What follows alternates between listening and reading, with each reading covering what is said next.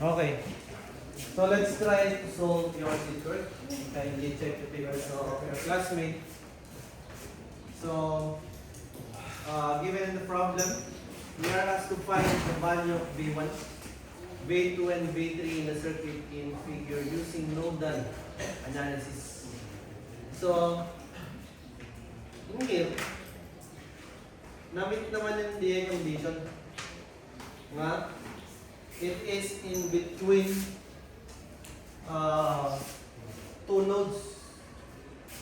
Same screw with this one, two nodes mo lang, it dependent in independent voltage source. So if that's the case, nangyari karami ng data. What can you observe? We have the V1, V2, and V3 in there. Ningas tayo. Ha? Ay, duwa ka node data. Since duwa nga voltage source ito, independent and dependent, ang baka mabalik nga rating na po.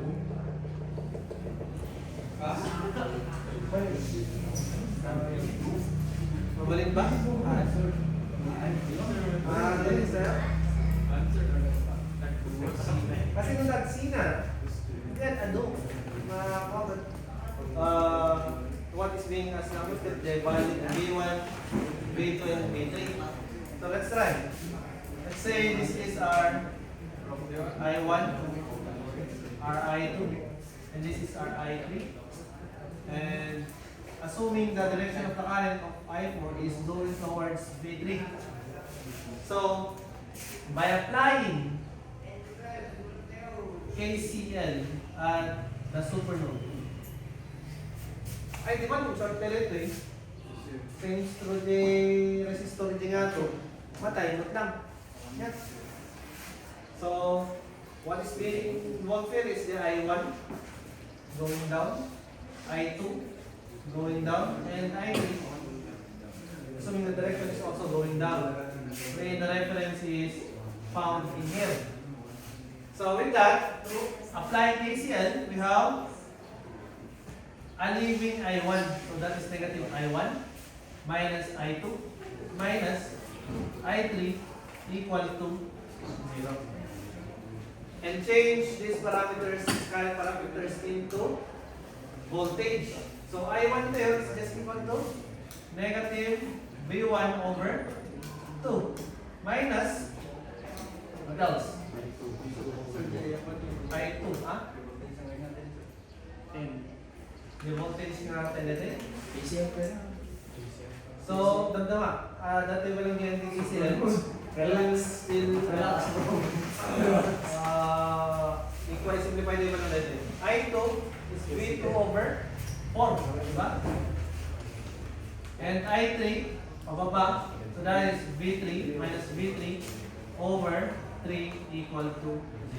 And remove the denominator by multiplying the list to one factor, which is 12 lang. So 12 divided by 2 is 6. So that is negative 6 V1 minus 3 V2 minus 4 V3 equals to 0. So 3 unknowns, and we have 3 variables. What else can we do? This is our first equation. We can apply KVL in here. Say this is A. Pabalin mo lang dito eh. This is B. And pabalin mo lang dito eh. This is C. Correct? So with that, we now have 6 I4. Correct? The I4 TJ? What else? We have positive 5I. What else? Minus 10 equal to 0. But what is actually the value of I? I ito yung just V1 over 2. So substitute tayo lang ita yung value na. So gulin niya. The I4 tayo is just equals to V1 minus V3 over 6, di ba? V1 minus V3 over 6. So substituting in here, we now have 6 times V1 minus V3 over 6. Eh, cancel out lang kaya. Voltage yun din. Plus, VI tayo is, pwede. V1 over 2 dapat. So plus 5 times V1 over 2 minus 10 equal to 0. Cancel out din. So, what's being left is V1 minus V3 plus 5 halves of V1 minus 10 equal to 0. Then multiply both sides this common factor which is 2. Pagbalin na 2 V1 minus 2 V3 plus 5 V1 minus or equal to 20. Correct? Yung transpose ko lang kadiretso. Then combine like terms, you have 7 V1 minus 2 V3 equals to 20. And this is now our second equation. Next, what else? Natin nag-KVL at TJ. Ito niya. KVL at A. KVL at B ngayon. What are those involved? We have the V2, 5i, and the V3. We have negative V2 minus 5i plus V3 equal to 0. Correct? So, negative V2 minus 5 times yung value na dyan ay V1 over 2 plus V3 equal to 0. Then, multiply both sides to 2. So, we have negative 2 V2 minus 5 V1 plus 2 V3 equal to 0. Next. So, i-arrange tayo lang pa lang. So, negative V1 minus 2 V2 plus 2 V3 equals to 0. This is our third equation. Okay ba? Napalitin ba ako sa talungan equation? To get the values of V1, V2, and V3. Napalitin? So, we can now find the values of V1, V2, and V3. Ha?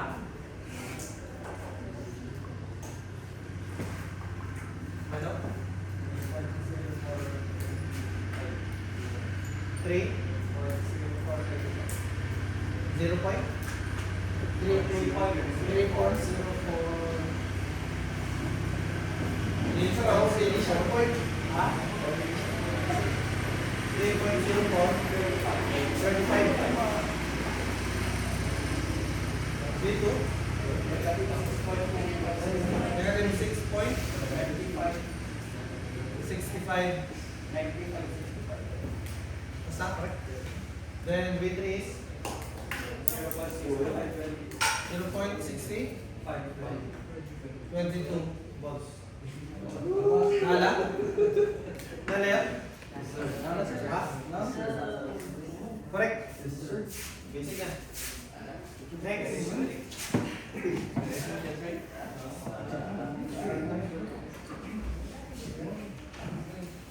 Another one.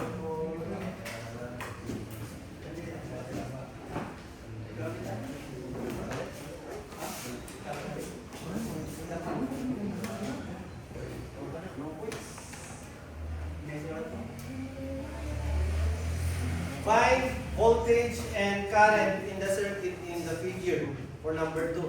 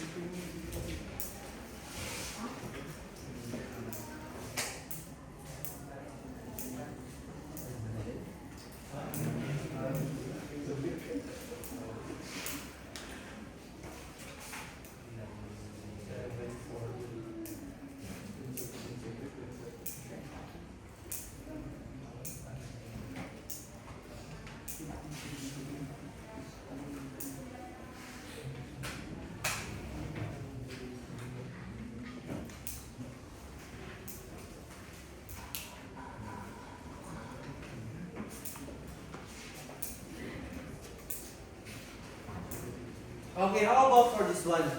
What is being asked for is the value of V and I.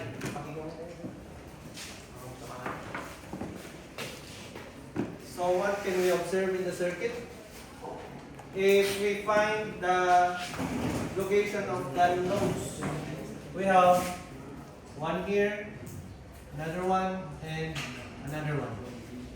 So again, ada dito yung super node tayo. Correct? Medyo mas malak-laka dito sa identified Vidalison. Kaya na. So that is in here. Hindi ay super node tayo. So with that, we will assume the directions of the current. So that is I1, I2, I3, and I4. So by KCL, applying KCL at node, let's say this is the super node, Sn. What are those involved? We have the I1, I2, I3, and I4 only. So we have I1 entering minus I2 minus I3 minus I4 equal to 0. And what is the value of I1? It is just, so V1 dito V2, V3. That is, the value of I1 is V1 minus V2 over 4 minus the I2 tayo ay V2 over 3 minus the I3 tayo V3 over 2 minus I4 tayo is V3 over 6 equal to 0. Correct? But the value of our V1 is just equals to 7. So ba? 7 volts ko na. So that is, if we wanted to remove this denominator, we will just be multiplying it into 12. So 12 divided by 4 is 3 times 7, 21 minus, ano ganda it?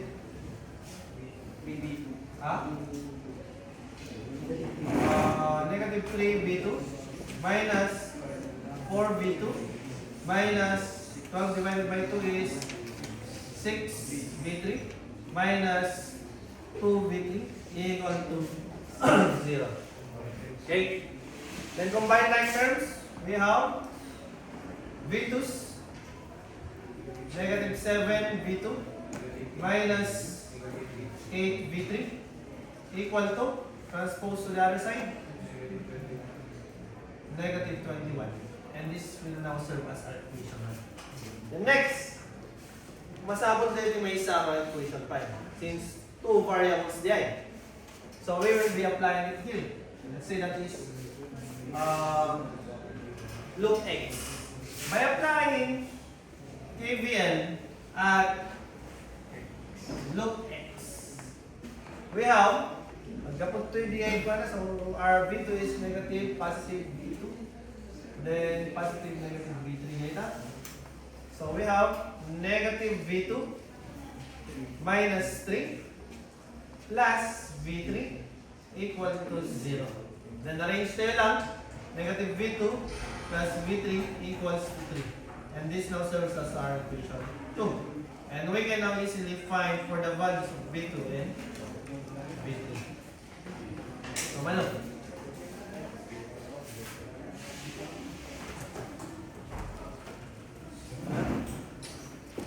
V2 is equal to?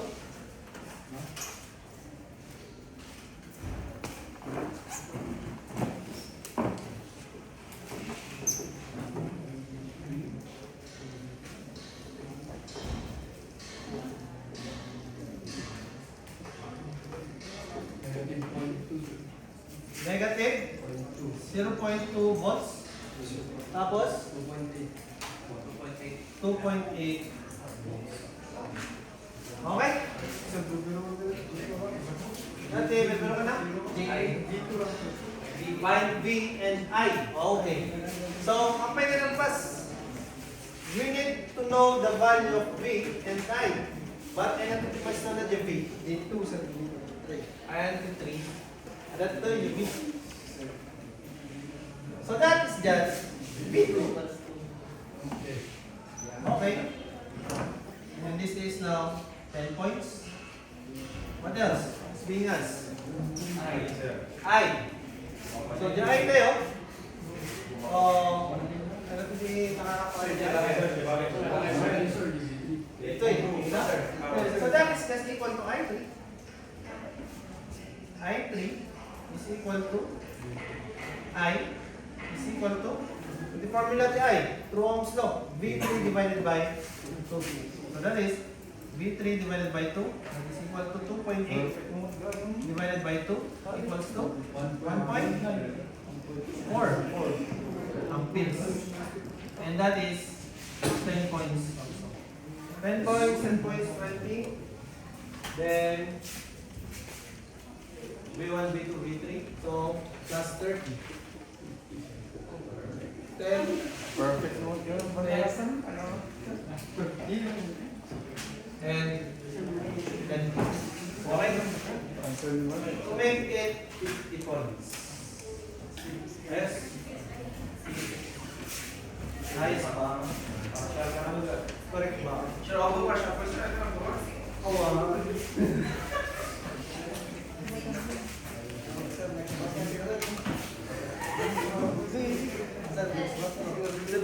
Okay? So kindly pass the papers.